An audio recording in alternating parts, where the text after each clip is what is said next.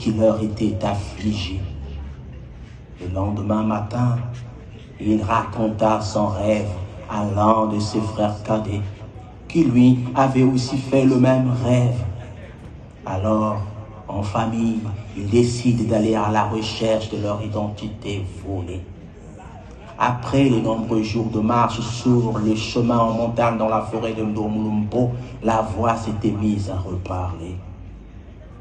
Vous voilà sur la terre des anges et lumières, la forêt des contes et légendes d'anciens villages de Nsita. Pour commencer, suivez le chemin de terre qui part vers le sud-est.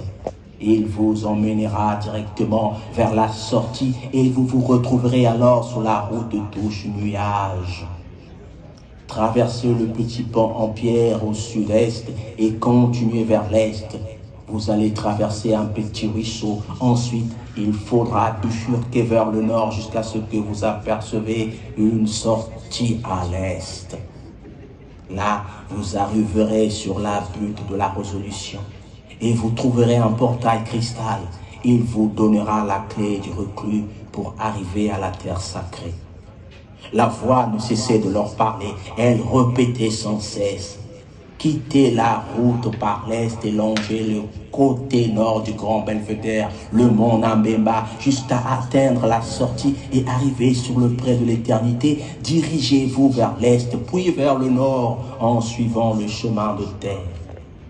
Arrêtez de suivre le chemin lorsqu'il part vers l'ouest et continuez en direction du nord.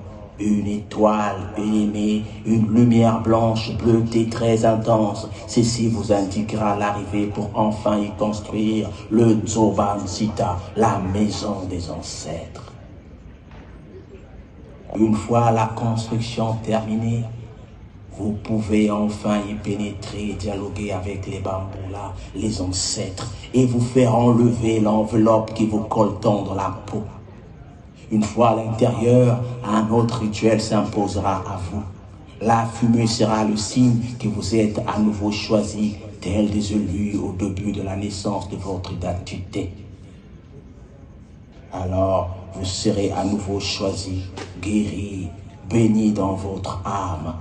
En contrepartie, vous allez jouer de la musique, danser et chanter, disez-nous.